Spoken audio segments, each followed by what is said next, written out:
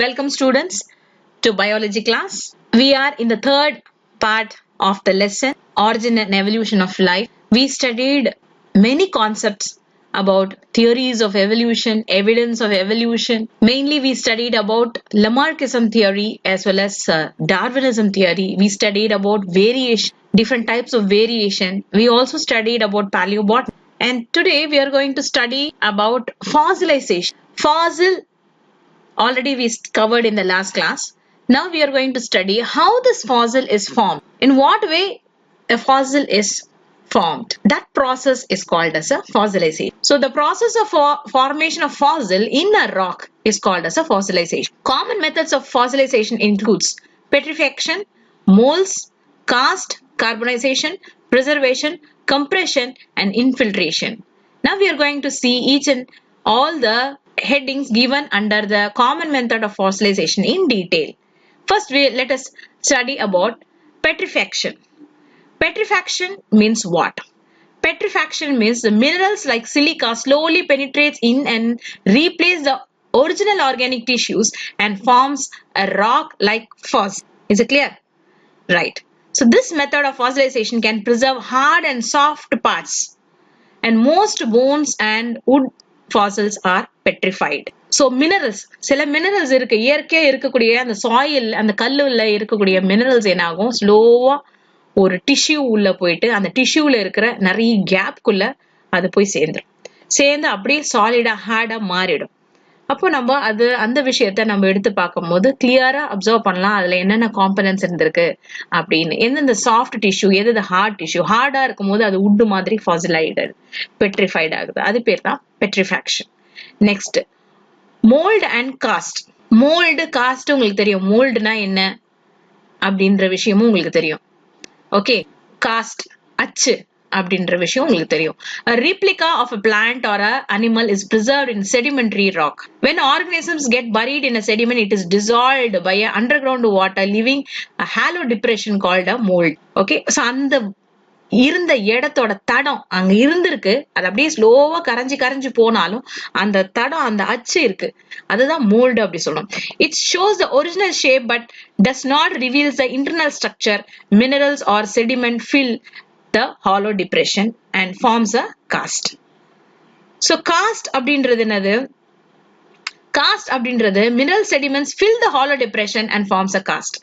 இப்போ மோல்டுனா அதாவது ஒரு குழி, ஒரு டிப்ரெஷன் ஃபார்ம் ஆகுது, அந்த இடத்துல ஒண்ணுமே இல்ல அப்படின்றது. ஆனா சுத்தியும் பல அதர் காம்பனன்ட்ஸ் இருக்கு, அதர் சப்ஸ்டன்ஸ் இருக்கு. ஆனா காஸ்ட்ன்றது அந்த டிப்ரெஷன்ல ஹாலோ டிப்ரெஷன் இருக்கோ, அந்த டிப்ரெஷன்ல மினரல்ஸ் இல்ல செடிமெண்ட்ஸ் போய் அந்த இடத்த அது ஆக்கியபை பண்றது. சோ அதோட ஷேப்ல, அதோட இதுலயே அது காஸ்டா மாறிடும், அச்சா மாறிடும் அது உள்ள போயிட்டு. Next preservation. பிரிசர்வேஷன் அப்படின்னா அப்படியே இருக்கிறது. ஓகே, நீங்க இந்த ஜுராசிக் பார்க்ல நீங்க பாத்திருக்கலாம். ஃபர்ஸ்ட் ஜுராசிக் பார்க்கோட படத்துல அந்த ஒரு ஆம்பர், ஒரு மாதிரி கம்மு இல்ல, ஒரு கொசு மாதிரி இருக்கும். சோ அந்த தாத்தா என்ன பண்ணுவாரு, அந்த கொசுல இருந்துதான் அந்த டிஎன்ஏ, அதாவது டைனோசரோட டிஎன்ஏ எடுத்து, அந்த கொசுல இருந்து தான் எடுத்து டிஎன்ஏ வச்சு அந்த டிஎன்ஏல குளோனிங் பண்ணி அப்படி பலவிதமான அந்த என்டையர் ஜுராசிக் பார்க்ல இருக்க எல்லா டைனோசரஸும் உருவாக்குவாங்க. சோ அது பேர் தான் ஆம்பர். இது நீங்க பாத்துட்டு பாருங்க, ரொம்ப நல்லா இருக்கும். அது Jurassic Park. Original remains can be preserved in ice or amber. ஆம்பர்னா அந்த கம், அந்த ட்ரீல செக்ரேட் ஆகிற gum. They protect organisms from decay. The entire plant or animal is preserved. இது பெரிய பிரிசர்வேஷன். ஈவன் இந்த ஐஸ்ல கூட நீங்க பாத்தீங்கன்னா ஐஸ் அந்த மாதிரி ரொம்ப பழைய காலத்து அப்படியே பிரிசர்வ் ஆகவே இருக்கும். ரொம்ப ஹை ஃப்ரோசன் கண்டிஷன்ல பிரிசர்வ் ஆகவே இருக்கும். ஐஸ்ல டீகே ஆகாது. கம்ப்ரெஷன்னா அதோட அச்சு, தடம். When an organism dies, the hard parts of the body settles at the bottom of the sea bed and covered by the sediments. அப்புறம் என்ன ஆகும்? The process of sedimentation goes on continuously and the fossils are formed. So அது மேலேயே அந்த dead body மேலேயே sediment இன்னும் திக் ஆயிடும். அப்படி ஒரு ஃபார்மேஷன் தான் இந்த compression. The process of sedimentation goes on continuous and the fossils are formed. இந்த மாதிரி compression மூலமாவும் fossils form ஆகும். Next, infiltration or replacement. Infiltration, the precipitation of minerals takes place which later or infiltrate the cell wall.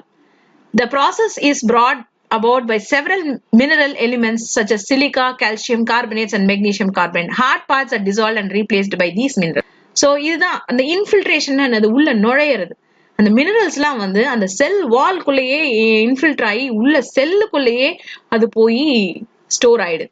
Store ஆகி அப்படியே heart ஆகி அப்படியே என்ன ஆகுதுன்னா நமக்கு வந்து ஒரு ஃபாசிலா உருவாகிறது. So this is what you call it as infiltration or a replacement. Next living fossil. Living fossil, fossil அப்படின்னா என்னது? பழைய காலத்துல பல வருஷம் முன்னாடி வாழ்ந்த கூடிய ஒரு ஆர்கனிசத்தோட தடயம் அப்படின்னு நம்ம சொல்றோம். அப்ப லிவிங் ஃபாசில் அப்படின்னா என்னது? இப்பயும் அந்த ஃபாசில் இருக்கு, உயிரோடு இருக்கு அப்படின்னா எதை நம்ம சொல்லலாம்? Okay, these are the living organisms that are similar in appearance to their fossilized distant ancestors and usually have no extinct close features. இது இந்த மாதிரி, அதாவது இப்ப வாழக்கூடிய ஒரு ஆர்கனிசம்ஸ் ஏற்கனவே நம்ம கிட்ட இருக்க ஃபாசிலோட கேரக்டரை ஒத்து போகிற மாதிரி இருக்கிற ஃபாசில தான் அந்த மாதிரி ஆர்கனிசம்ஸ் நம்ம என்ன சொல்லணும்னா லிவிங் ஃபாசில், உயிரோட இருக்கக்கூடிய ஃபாசில் அப்படின்னு நம்ம சொல்றோம். ஓகேவா? Right. Determination of age of fossils. இப்போ ஒரு ஃபாசில் நமக்கு கிடைக்குதுன்னா அதோட ஏஜ் எப்படி நம்ம வந்து கணிக்கிறது? நீங்க வந்து ஜூக்கு போனாலும் சரி, பொட்டானிக்கல் கார்டன் போனாலும் சரி, கண்டிப்பா ஒரு ஃபாசில் ட்ரீ அப்படின்ற ஒரு விஷயத்த கண்டிப்பா வச்சிருப்பாங்க. ஈவன் நம்ம வண்டலூர் ஜூல கூட ஒரு பெரிய ஃபாசில் ஒரு ட்ரீ ட்ரங்க் இருக்கு, பெருசா இருக்கும், பெருசா இருக்கும். அப்படியே நீங்க பார்த்தா கல்லு மாதிரி இருக்கும். அது தொட்டு பார்த்தாலே உங்களுக்கு தெரியும் அது கல்லு தான் அப்படின்னு நீங்க சொல்வீங்க. ஆனா அது கல்லு கிடையாது, இட் இஸ் ஃபாசிலைஸ்டு ட்ரீ, ட்ரீயோட ட்ரங்க். போய் பாருங்க, பல கோடி வருஷத்துக்கு முன்னாடி வாழ்ந்த ஒரு ட்ரீ அப்படின்னு போட்டிருப்பாங்க அந்த ஸ்கிரிப்சர்ல. You can also directly go and explore there. So அந்த மாதிரி இப்போ ஒரு ஃபாசில் கிடைக்குதுன்னா அதுக்கான ஏஜ் எப்படி கணிக்க முடியும், எப்படி கால்குலேட் பண்ண முடியும், எப்படி வந்து நம்மளால அதை சொல்ல முடியும் அப்படின்ற விஷயத்தை தான் நம்ம படிக்க போறோம். The age of fossil is determined by radioactive elements present in it. Radioactive அப்படின்னா என்னது நம்ம பார்க்கலாம். They may be carbon, uranium, lead or potassium. It is used in paleobotany and anthropology for determining the age of human fossils and manuscripts. இந்த radioactive element அப்படின்னா என்னது? radioactive element அப்படின்னா முக்காவாசி any செல் அப்படின்னு எடுத்தனால கண்டிப்பா அதுல கார்பனோட அளவு இருக்கும். கார்பன் தான் முக்கியமான component of a cell. Carbon, hydrogen, oxygen இது கண்டிப்பா இருக்கும். ஈவன் நைட்ரஜன் ஆல்சோ கண்டிப்பா இருக்கும். ஆனா கார்பனுக்கு ஒரு முக்கியமான ஒரு ப்ராப்பர்ட்டி என்ன இருக்குன்னா radio active property. Okay, what is that? we will study now. Radioactive carbon, carbon-14 dating method. This method was discovered by W.F. Libby 1956. Carbon consumption of animals and plants stopped after death, and since then only the decaying process of C14 occurs continuously. இப்போ உயிரோடு இருக்கிற வரைக்கும் carbon நம்ம உடம்புல store ஆயிருக்கு. ஆனா நம்ம once அந்த ஆர்கானிசம் இறந்து போச்சு அப்படின்னா ஃபர்தரா கார்பனோட அளவு என்ன ஆயிடும்னா இன்க்ரீஸ் ஆகாது. என்ன ஆகும்னா கொஞ்சம் கொஞ்சமா குறைய ஆரம்பிக்கும்.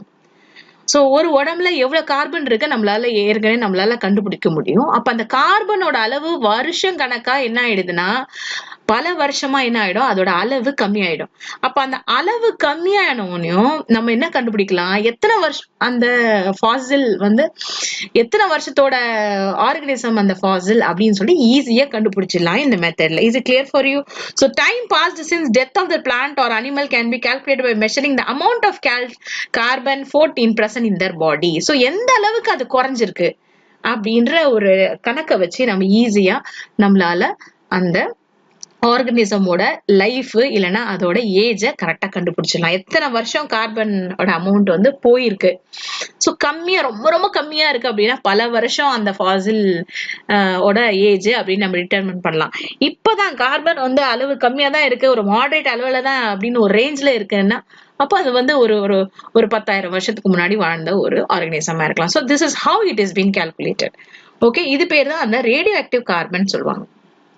Okay, what is geological time scale? Geological time scale, geology அப்படின்னா நம்மளுடைய உலகத்தோடைய டைம் ஸ்கேல். சோ உலகம் தோன்றதுல இருந்து அந்த ஃபார்மேஷன் ஆஃப் எர்த்ல இருந்து இது வரைக்கும் அதோட ஸ்கேல் என்ன, டைம் ஸ்கேல் என்னென்ன வாழ்ந்திருக்கு, என்னென்ன எராஸ் இருக்கு, அப்படி என்னென்ன இயர்ஸ் இருக்கு அப்படின்ற ஒரு விஷயத்த சொல்றதுதான் வந்து geological time scale. The geological time scale is a system of chronological dating. Chronological அப்படின்னா என்னது? அசெண்டிங். அந்த எத்தனை இயர்ல இருந்து இந்த இந்த உலகம் வந்து இத்தனை வருஷமா டிராவல் ஆயிட்டு இருக்கு, அதோட வயசு என்ன, and dating that relates geological rock strata to time, and it is used by geologists, paleontologists and other earth scientists to describe the timing and relationship of events. So எந்த இயர்ல எந்த விஷயம் நடந்திருக்கு, சோ என்னென்ன இயர் என்னென்ன சிக்னிபிகண்டா இருக்குன்ற ஒரு complete time line.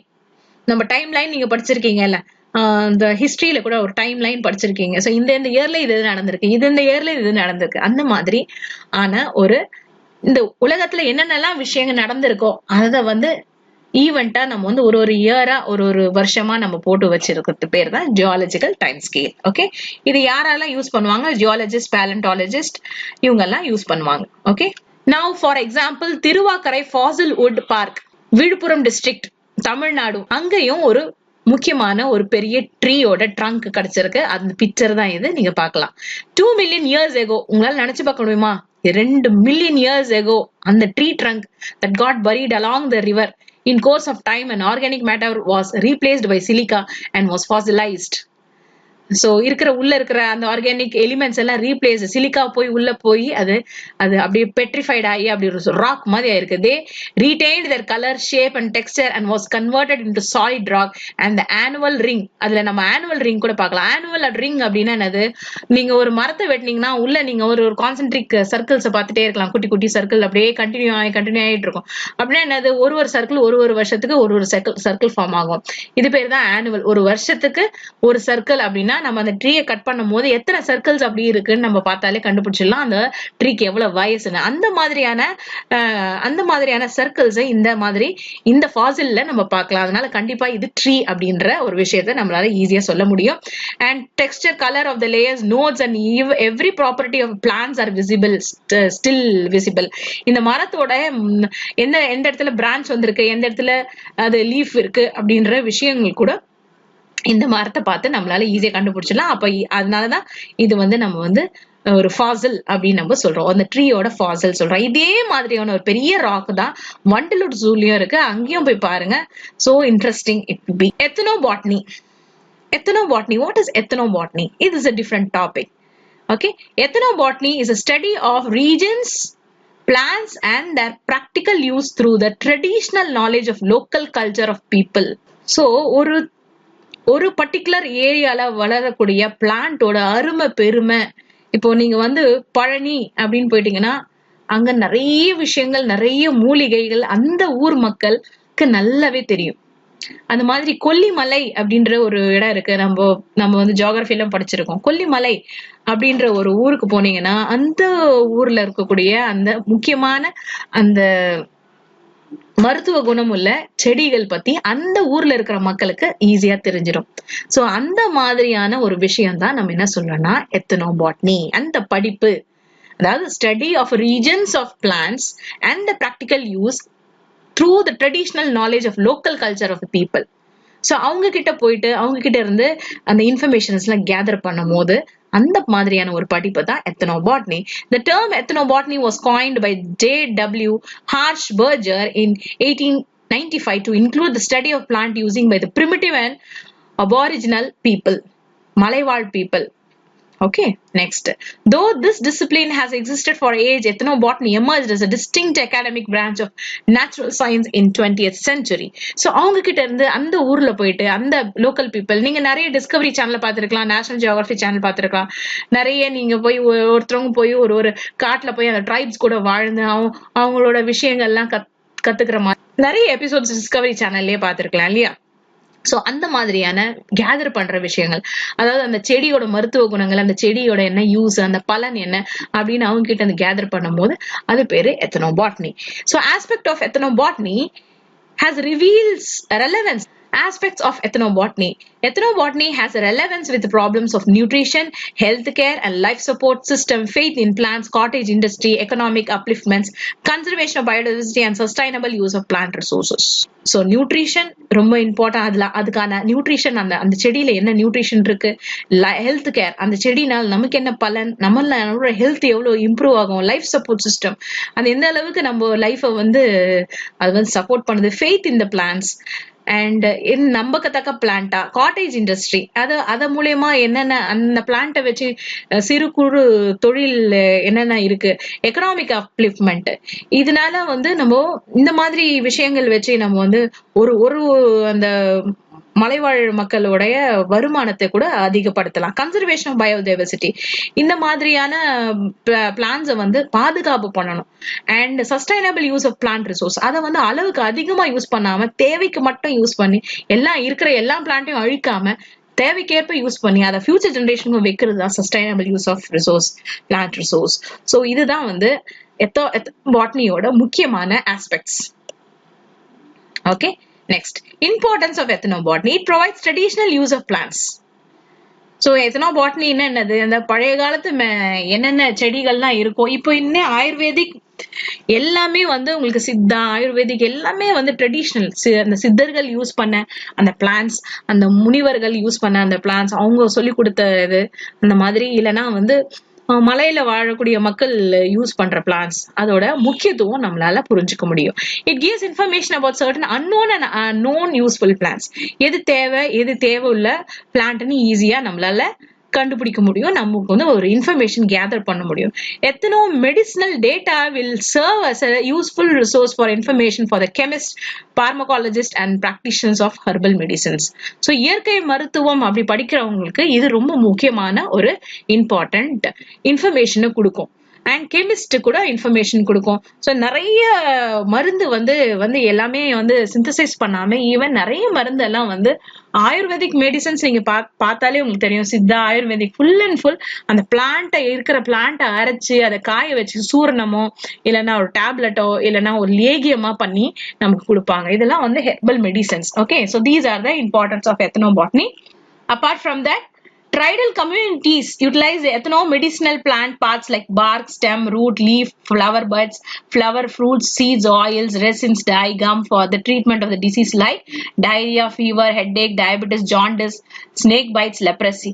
அந்த மாதிரி நிறைய விஷயங்கள் நீங்க பார்க்கலாம். நீங்க டிஸ்கவரி சேனல், நேஷனல் ஜியோகிராபிக் சேனல்ல அவங்கெல்லாம் பாம்பு கடிச்சா போய் ஒரு இறை எடுப்பாங்க, காலில் வைப்பாங்க, தேய்ப்பாங்க, கட்டுவாங்க, முடிஞ்சிடும். அந்த மாதிரி எல்லாம் அவங்களுக்கு அந்த மருத்துவ குணங்கள், அந்த பிளான்ட்டோட முக்கியத்துவமும், அந்த பிளான்ட் எந்தெந்த பிளான்ட் எதுக்கெல்லாம் யூஸ் பண்றோன்ற ஒரு நிறைய நாலேஜ் அவங்க கிட்ட நம்ம கத்துக்க முடியும். சோ இந்த எத்னோபாட்னினால அவங்களுக்கு மட்டுமே தெரிஞ்ச விஷயத்த நம்ம என்ன பண்ணலாம்னா மத்தவங்களுக்கும் நம்ம வெளிப்படுத்திக்கலாம், வெளியே கொண்டு வரலாம்.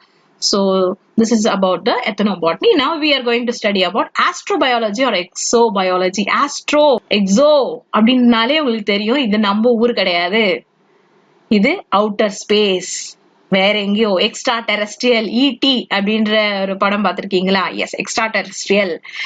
Are we alone in the universe? If your answer is no, then how do you detect the existence of life in space? Astrobiology, exobiology is a science which looks for the presence of extraterrestrial life in the universe. நம்ம மட்டும் தான் வாழ்றோமா இந்த universe, இந்த பிரபஞ்சத்துல நம்ம மட்டும் தான் வாழ்றோமா? இல்ல அப்படின்ற ஒரு உண்மை நமக்கு தெரியும். ஆனால் அந்த மாதிரியான ஒரு படிப்பு இல்ல, வேறையும் இருக்கு அப்படின்ற ரிசர்ச், அந்த படிப்பு, அதுதான் astrobiology or exobiology. Astrobiology deals with the origin, evolution and distribution of life in the universe. So இந்த ஆஸ்ட்ரோபயாலஜி படிப்புல இந்த எவல்யூஷன் எப்படி தோணு இருக்கு, இந்த நம்ம நினைச்சுக்கிட்டோம் இடத்துல மட்டும்தான் லைஃப் இருக்குன்னு. ஆனா இவங்க எல்லாம் சொல்லும் போது யூனிவர்ஸ் இந்த பிக் பேங் தியரி வெடிச்சு செதறி ஒரு பெரிய யூனிவர்ஸா மாறும் போதே அங்கேயும் பல இடத்துலயும் லைஃப் இருக்கலாம் அப்படின்ற ஒரு விஷயத்தை இவங்க எடுத்து சொல்றாங்க. Okay, and to investigate the possibilities of life in the other world. The major concept of astrobiology is the habitable zone. Habitable அப்படின்னா என்னது? உயிர் வாழக்கூடிய இடம். The theory explains that any planet can suppose the existence of life. if it fulfills two important criteria. இவங்க என்ன சொல்ல வராங்கன்னா, நிறைய பிளானட்ஸ் இருக்கு, நிறைய கேலக்சி இருக்கு, யூனிவர்ஸ்லயே நிறைய கேலக்சி இருக்கு. நம்ம ஒரு கேலக்சி, மில்கி வே கேலக்சியில ஒரு சோலார் சிஸ்டம் தான் நம்மளுடைய சோலார் சிஸ்டம். அதுல ஒரு பிளானட்ல தான் நம்ம வாழ்ந்துட்டு இருக்கோம். சோ யூனிவர்ஸ்ன்றது அப்படி ஒரு பெரிய விஷயம். அதை வந்து அளவே நம்மளால சொல்லவே முடியாது. அந்த அளவுக்கு யூனிவர்ஸ் வந்து, பிரபஞ்சம் வந்து பெரிய அளவுல இருக்கு. புரிஞ்சுச்சா? இப்போ அவங்க என்ன சொல்றாங்கன்னா, உயிர் வாழணும், எனி பிளானட்ல எனி இடத்துல ஒரு உயிர் வாழணும்னா அவங்க என்ன சொல்றாங்க, ரெண்டு விஷயங்கள் தேவை அப்படின்றாங்க. அது என்ன ரெண்டு விஷயம்? Yes, it must have a right mass to retain an atmosphere. Okay, it must have a right mass to retain an atmosphere. Mass தேவையான அளவுல தேவையான விஷயங்கள் அட்மாஸ்பியரில் இருக்கணும். It must have an orbit at just right distance from its star sun that it allows liquid water to exist. So ஒரு particular டிஸ்டன்ஸ்ல இருந்தா மட்டும், சன்னு கிட்ட இருந்து ஒரு பர்டிகுலர் டிஸ்டன்ஸ்ல இருந்தா மட்டும் தான் தண்ணி இருக்கும். ரொம்ப பக்கத்துல இருந்தாலும் தண்ணி என்ன ஆயிடும்னா கொதிக்க ஆரம்பிச்சிடும், ஆவியா மாறிடும். அண்ட் ரொம்ப சன்னுக்கு ரொம்ப தூரம் இருந்தாலும் என்ன ஆயிடும்னா கோல்ட் ஆகி அப்படி ஃப்ரோசனா இருக்கும். சோ அந்த ஃப்ரோசன் தண்ணியில வாழ முடியாது. சோ நமக்கு தேவையான லிக்விட் தண்ணி ஒரு பர்டிகுலர் டிஸ்டன்ஸ்குள்ள, சன்னுக்கும் அந்த பிளானட்டுக்கும் ஒரு பர்டிகுலர் டிஸ்டன்ஸ்குள்ள இருக்கிற ஒரு பிளானட்ல தான் அந்த தண்ணி வந்து தண்ணியா இருக்க முடியும், லிக்விட் ஸ்டேட்ல இருக்க முடியும். இல்லைன்னா கேஷஸா இருந்தாலும் ஒன்னும் பண்ண முடியாது, அதை வச்சு வாழ முடியாது. And frozenல இருந்தாலும் அதுலயும் வாழ முடியும். Thus the distance need to be neither too hot nor too cold, and it is often referred as Goldilocks zone of our life. So இந்த மாதிரி பர்டிகுலர் டிஸ்டன்ஸ், எந்த டிஸ்டன்ஸ்ல சன்னுக்கு கரெக்டா இருக்குமோ, அதாவது neither not too hot nor too cold. So அந்த distance, அந்த ஜோன்ல இருக்கிற எல்லா பிளானட்லயும் என்ன பாசிபிலிட்டி, லைஃப் பாசிபிள் அப்படின்ற கான்செப்டை இவங்க சொல்றாங்க. Is it clear for you? Okay, Goldilock zone for life. So அந்த ஜோனை தான் நம்ம என்ன சொல்றோம், Goldilock zone for life. In our solar system Earth is the only planet. So இவங்க கண்டுபிடிச்சதுல கோல்டிலாக் ஜோன்ல எந்த பிளானட் இருக்குது, நம்ம எர்த் இருக்கு. Since this zone varies at times as star evolves and we know the Mars have also been habitable. மார்ஸ்லயும் வாழக்கூடிய தன்மைகள்லாம் இருக்கு. ஆனால் the life on Mars are likely to be the creatures we find in the extreme environments on Earth. Next, the organisms which live in extreme environmental conditions on the Earth are called extremophiles. So மார்ஸ்ல என்னென்ன organisms இருக்கு அப்படின்னா, probability என்ன இருக்கும் அப்படின்னா, நம்ம எர்த்துல extreme கண்டிஷன்ல வாழ்ந்தக்கூடிய ஒரு ஆர்கனிசம்ஸ் தான் இப்ப மார்ஸ்ல இருக்கும் அப்படின்னு சொல்ற விஷயத்த சொல்றாங்க. அப்ப எக்ஸ்ட்ரீம் கண்டிஷன்ல இருக்கக்கூடிய அந்த சிச்சுவேஷனை நம்ம என்ன சொல்றோம்னா, அந்த கண்டிஷனை நம்ம என்ன சொல்றோம்னா எக்ஸ்ட்ரீமோஃபிலிஸ் அப்படின்றோம். So the organisms which live in extreme environmental condition is called as extremophiles. இப்போ வந்து சால்ட் வந்து ரொம்ப அதிகமா இருக்கு, சால்ட் ரொம்ப அதிகமா இருக்கு, செலினிட்டி ஜாஸ்தி இருக்கு அந்த தண்ணியில, ஏதாவது உயிர் வாழ முடியுமா? ஆனால் சில ஒரு உயிரினங்கள் வாழும், சில பாக்டீரியா வாழும். புரிஞ்சுச்சா? அதே மாதிரி பயங்கரமான ஃப்ரோசன் ஐஸ்ல ஏதாவது உயிரினம் வாழ முடியுமா? சிலது வாழும். சோ அந்த மாதிரி ஆர்கனிசம்ஸ் எக்ஸ்ட்ரீம் ஹாட், கொதிக்குது, அந்த இதுல ஏதாவது ஒரு ஆர்கனிசம்ஸ் வாழுமா? வாழ்ந்ததுன்னா அந்த ஆர்கனிசம்ஸ் தான் எக்ஸ்ட்ரீமோஃபிலிஸ் அப்படின்னு நம்ம சொல்றோம். புரியுதா? Thus, within our own solar system, there are many areas that are different from the Earth where it is probable to find the presence of life similar to extremophile bacteria. So, அந்த இடத்துலயும் சில organisms வாழுதுன்னா அது வந்து மெயினா இந்த பாக்டீரியாவா தான் இருக்கும். அந்த பாக்டீரியா தான் எக்ஸ்ட்ரீமோஃபில் bacteria. You can see this one. Microbial diversity from sandstone and granite from McMurdo dry valleys, Antarctica. So இந்த அண்டார்டிகா உங்களுக்கு தெரியும் எவ்வளவு ஃப்ரோசன் அப்படின்னு. சோ அந்த இடத்துலயும் பல உயிரினங்கள் வாழ்ந்துட்டு இருக்கு அப்படின்னா உங்களால நினைச்சு பார்க்க முடியுமா? எஸ், இவங்க எல்லாம் வந்து இந்த மாதிரி உயிரினங்கள்லாம் எக்ஸ்ட்ரீமோஃபிலிஸ்.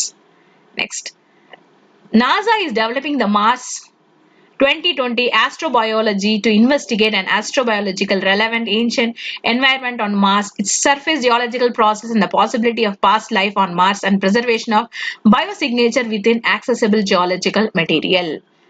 So NASA is planning to investigate the Mars. உங்களுக்கே தெரியும் mission to Mars, even இந்தியாவும் பிளான் பண்ணிட்டு இருக்காங்க. சோ அது மாதிரி NASA 2020. They are investigating what is present in the Mars. Already we know many data from this department have come about Mars. Mars oda pictures அதுல என்ன விஷயங்கள் இருக்கு, அந்த மண்ணுல என்ன ப்ராப்பர்ட்டி இருக்கு, இந்த மாதிரி நிறைய விஷயங்கள் இந்த சேட்டலைட் மூலமா நமக்கு, ரோபோ சேட்டலைட்ஸ் மூலமா நமக்கு விஷயங்கள் வந்துட்டே இருக்கு. Okay, yes. So this is a very interesting lesson, and we studied many concepts about evolution.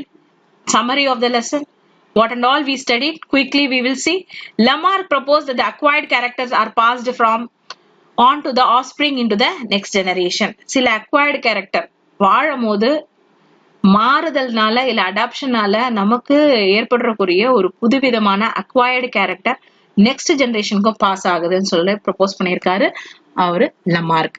Internal vital force, environment and new needs, use and disuse theory and inheritance of acquired character are main principle of Lamarckism. So அவரோட principles, முக்கியமான principle இதெல்லாமே. Next, overproduction, struggle for existence, variation, struggle, survival of the fittest or natural selection. இது யாரோட principle? Yes, origin of species are the main postulation of Darwinism. Each species tends to produce large number of offspring, but only the fittest can survive. Next, homologous, analogous organs and embryological evidence explain what? Evolutionary relationship. இதெல்லாம் evidence, evolutionோட evidence, homologous and analogous organs. Next, some traits in organism would be similar because they are inherited from the common ancestor. Right. Fossils are evidence of ancient life forms of ancient habitats, வாழும் இடம், which have been preserved by natural way processes. Ethnobotanical importance of various types of plants are also known through traditional knowledge.